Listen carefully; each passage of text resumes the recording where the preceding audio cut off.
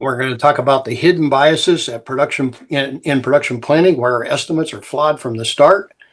We got Edward Zyman and Alex Budzer here. Yep, there they are.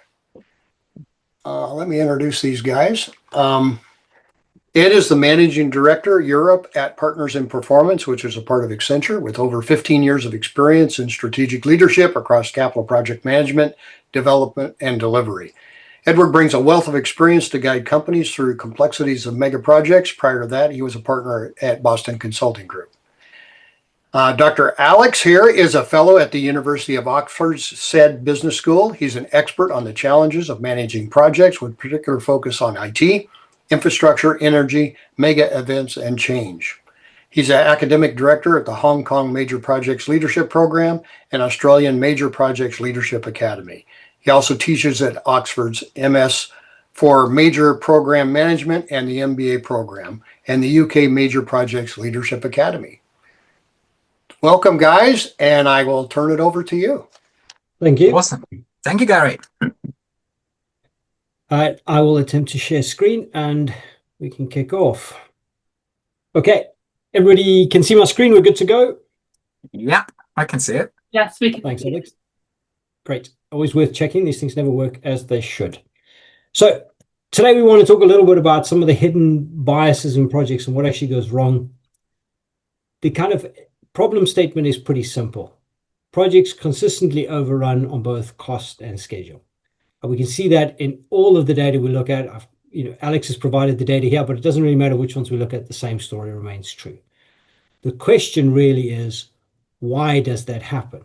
Why are we consistently out on the estimates that we reach at notice to proceed or as we kick off the project? Like, what is actually happening beyond this point?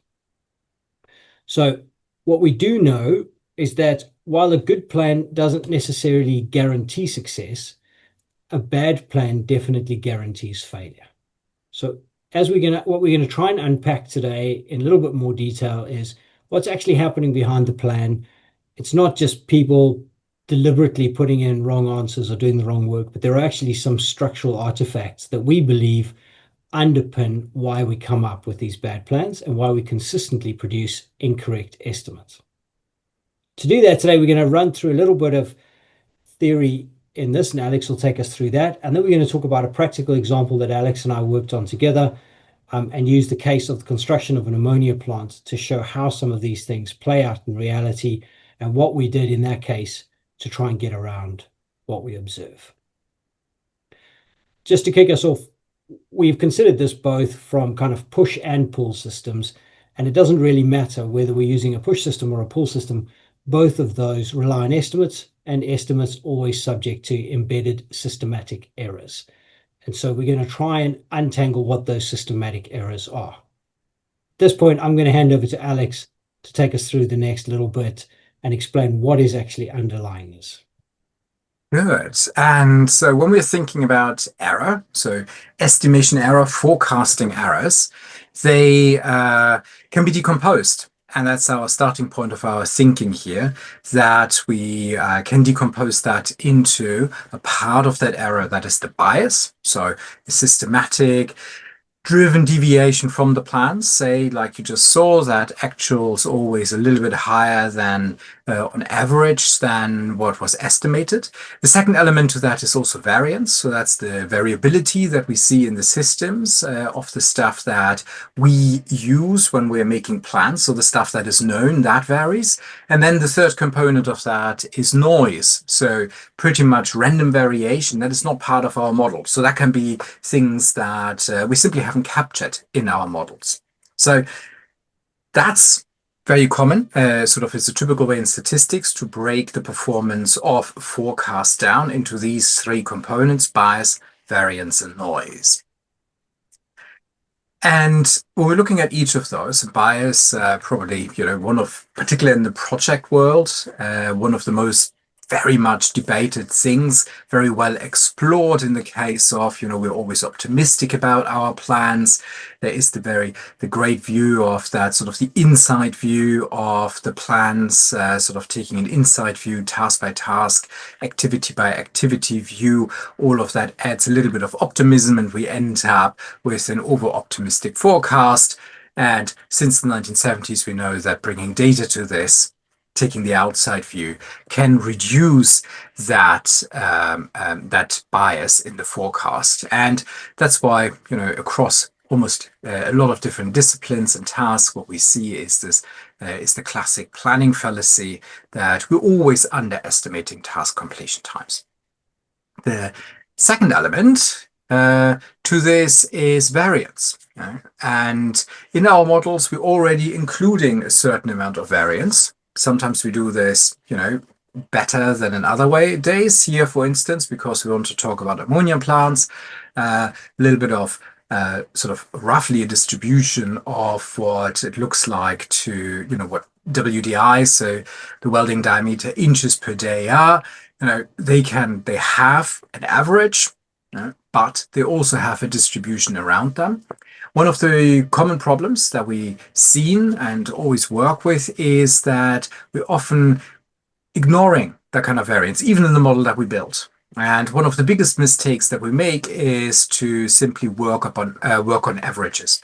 So if we say, for instance, take, the sum of two averages is not the average of two sums. So if I take the average welder productivity plus the average sort of the length of a specific work site that might be available, suddenly if I only work with the averages, I know those individual variations behind these two averages, and that always leads to underestimations. That's a statistical property that has been proven in the early 1900s.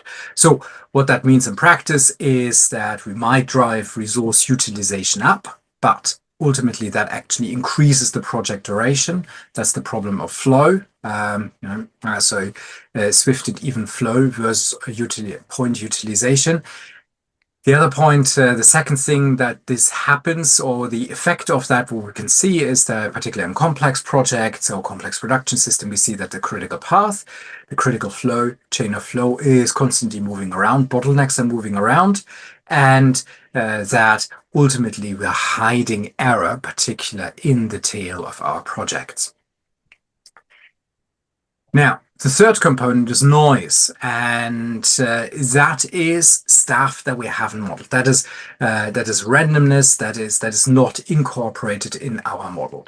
And well, to quote here Kahneman from the same book that gave us a little bit also the inspiration to actually look at this in more detail, is that often that is a bigger problem than the bias that might happen in the task estimation or any project planning. And in projects, we see this, we always think that people make consistent estimates, but even if you get three bottom-up estimates next to each other, you see there's typically often a lot of differences in there. Same people in the morning might estimate a task differently than in the afternoon. We obviously have risks and everything in projects. Our foresight always has blind spots, and this comes out as in the model as noise. And of course, when we're increasing the complexity, say for instance, doing remote locations or very novel projects, then we're increasing our noise because we actually have less information about what we are already what we're doing. So what we did is to investigate this a little further in the context of pipelines. We built a little model. We built this very simple unit cost model in this case, where we said, what is the actual cost of a pipeline project? So that's all in, including owner's cost and indirect cost.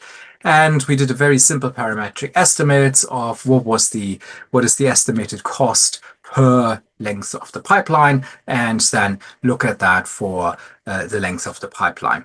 As you can see here, I'm not going to go through any of these, but at the very bottom of that it shows us an R square. So with this super simple formula, we can explain almost 99, well, we can explain more than 99% of the variation that we see between different projects. So, even though it's super simple and has hardly any variables in it, it's a very good predictive model of the true cost of a pipeline project. Now, the interesting thing happens when we're looking into the decomposition again. So which of these categories, bias, variance, and noise, are contributing to this model? While it's quite a good model, captures a lot of data, lots of information in the data out there, where does the error come from? That's on the next slide, eh? There we go. And so we broke it down into the bias. So, we've seen that on average, yeah, all the pipeline projects are a little bit late, 13% or so. We also have the variance, so unit rate variance, estimated units, cost, length of projects. There's a variance in our little project in the data that we have. And then, of course, there's noise, something that the model doesn't capture. And as you can see here in this particular example, the bias is almost kind of the same size as the noise. This is a super simple model, so we see very little variance in here. The more variables you add, the bigger the variance gets.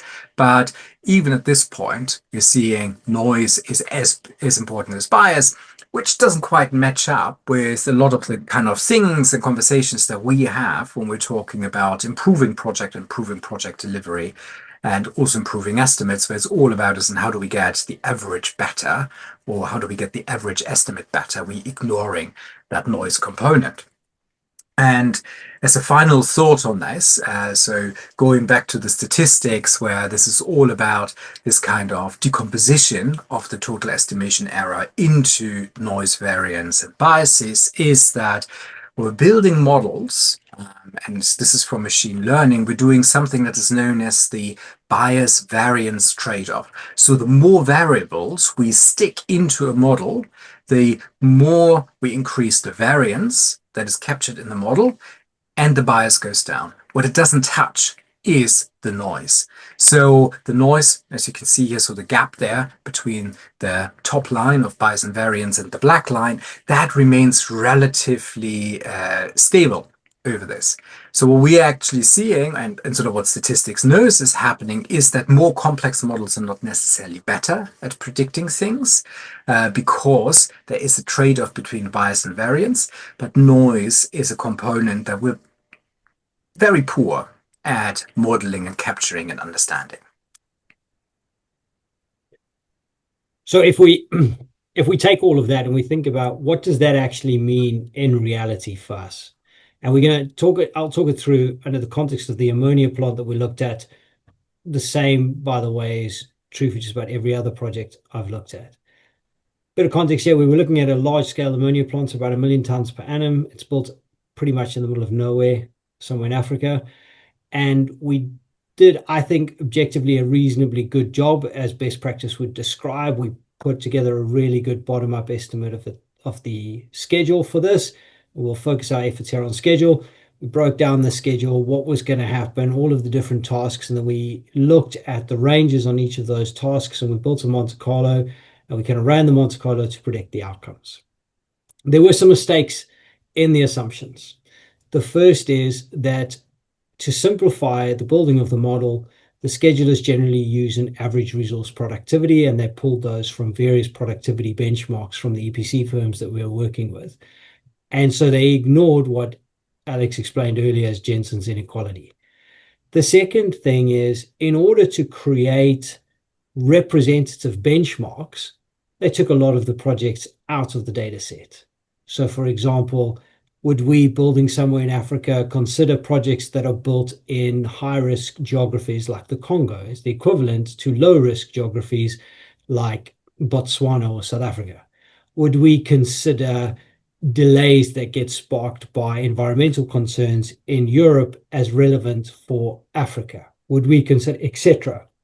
Do we count the impact of COVID, etc., etc.? So in effect, what happened with the planning guys is they cleaned the data set to get representative benchmarks that were analogous to the project. And so they took a lot of the noise out. And then the last thing is that because we're working with the variability and the way that these things interact, there's quite a complex set of interdependencies between these different elements. And trying to understand those interdependencies is not easy, and to model them correctly is not easy. And so some of the elements of the model were oversimplified. What happens? So at a P20 or P50 basis, we're about right if we compare it to a reference class forecast. So we get roughly the same ranges. But the P80 was about 40% out. So I can't remember the exact numbers, but I think we were like 35% was the expectation of a P80 relative to the cost and schedule estimate that we had as the expected outcome. But actually, if we look at reference class forecasts that Alex and the team built for us, it was probably more like 80% was the P80, 80% overrun on schedule.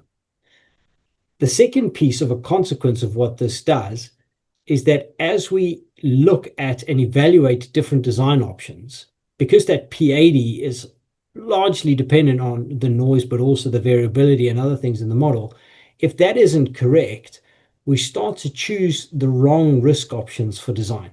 So in this case in particular, we had a few design options that were suboptimal that really look better on paper when you look at it the first time. And that is especially when you look at scale. So if you start to build really, really big things and you don't account for all of the variability and how that's going to play out, they look a lot better on paper than smaller modular designs. The second thing is that stick build designs look a whole lot better than offsite fabrication, because offsite fabrication starts to cost a little bit more. The lead time on the engineering is a little bit longer, but it reduces the variability a lot, and you don't see that in the initial model. So you lose the benefit of those construction techniques and stuff. We'll get into that a little bit later. And then the next piece is we ended up with a really strong bias to just seeking more information. And the previous speaker had exactly the same comment as, we do what's easy to measure, not what's important to manage. So I'll piggyback on that comment, and that's exactly what ended up happening here. It's easy to do more engineering and get more specific on the engineering, but that's not really what's driving the noise or the variability or anything else. And so we do more of that. We do more quotes with suppliers. We do more, but none of that is actually improving the estimate or the accuracy of the model. So, and it actually leads us down the wrong thing. So we end up more wrong than we were before. And previous slide that Alex showed kind of proves that point. We keep adding complexity to the model, but we never improve accuracy. So what did we do? We did a few things. I'll run through it and then I'll give you a bit of a war story just for fun. So we did calibration training. So we actually worked with the experts that were providing input into the plan to calibrate the way that they think.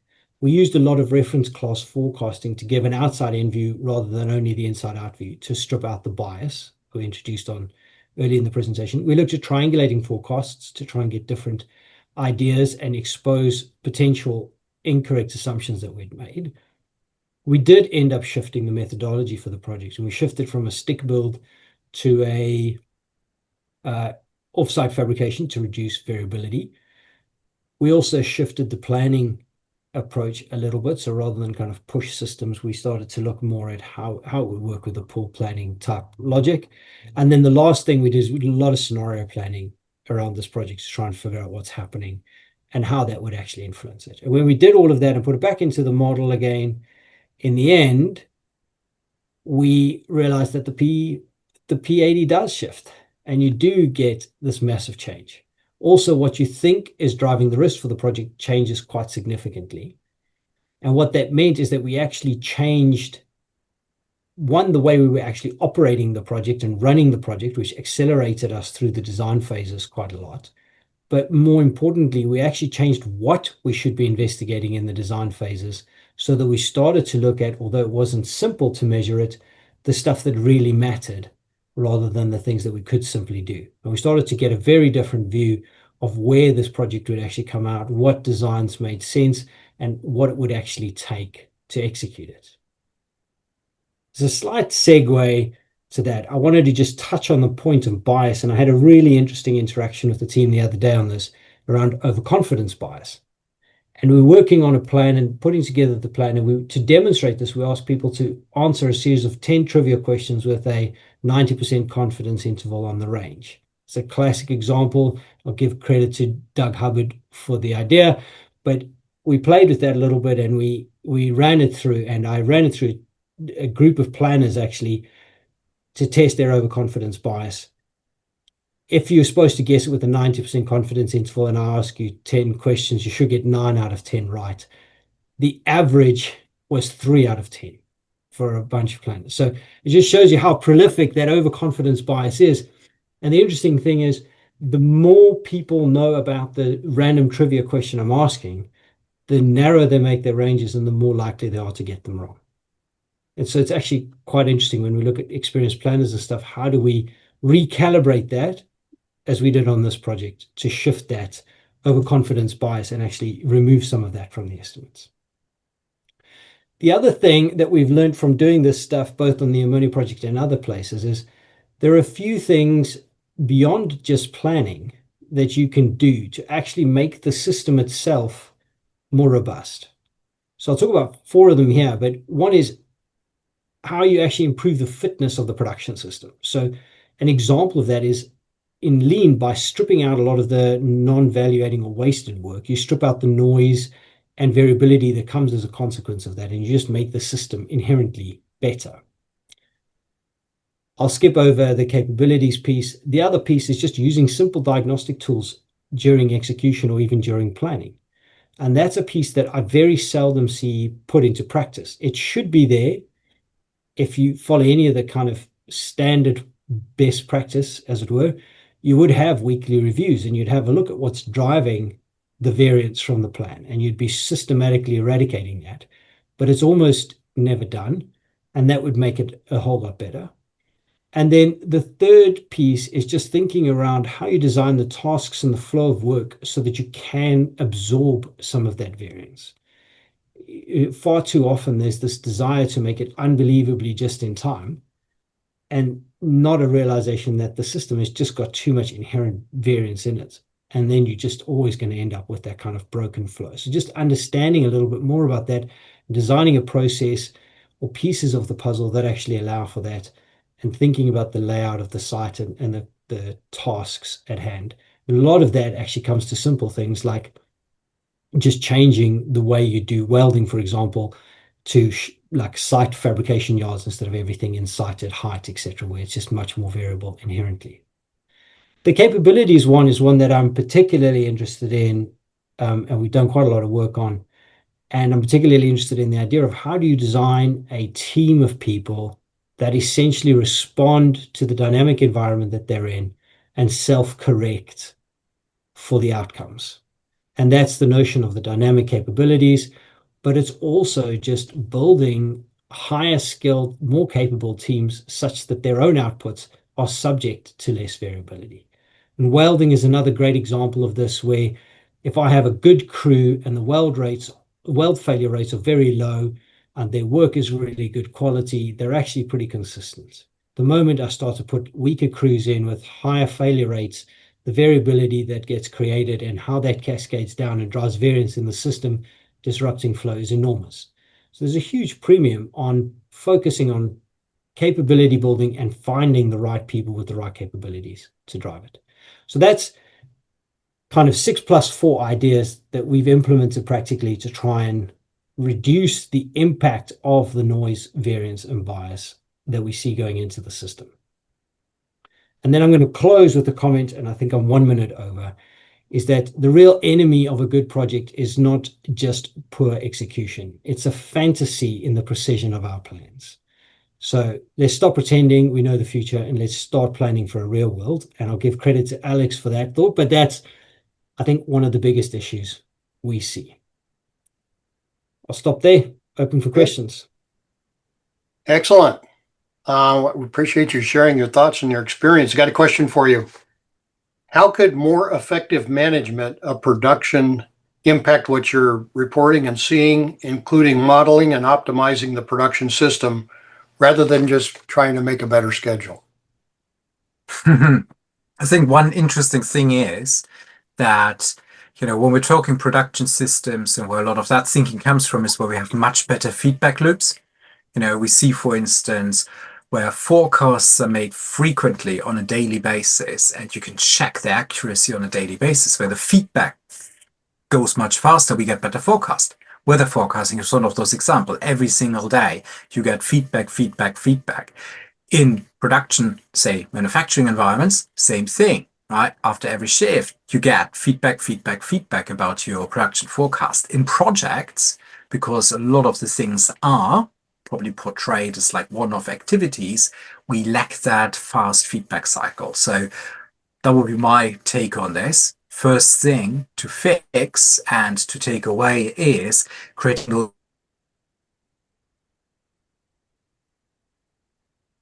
Oh, for the day. Was that the right one? Did we over underestimate? all right. So just a reminder to our audience, we continue to grow in participants. Please, if you've got questions for the audience, drop them in chat, drop them in Q&A so we can ask the presenters what's on your mind. So I got another question here. When actuals are worse than estimates, why do we always blame the estimate? What evidence is there that execution methods just have a small impact? I know evidence that says the opposite. My analogy, the fact that 90% of runners in the London Marathon take longer than 3 hours and 30 minutes doesn't mean 3 hours and 30 minutes is a bad estimate. Do we really want to set a target of P80, 5 hours and 47? So this is a very interesting question. And I think, so I don't think we want to set P80 estimates. And I personally believe that actually we could do far better in projects than we actually currently do. I think the reality is, though, if we start with an over-optimistic view of the world, we start to drive the chaos through the site. So the most productive sites I've seen, and my kind of South African heritage is going to come out here, are ones that kind of follow the logic of the All Blacks rugby team. It's 1% better every day.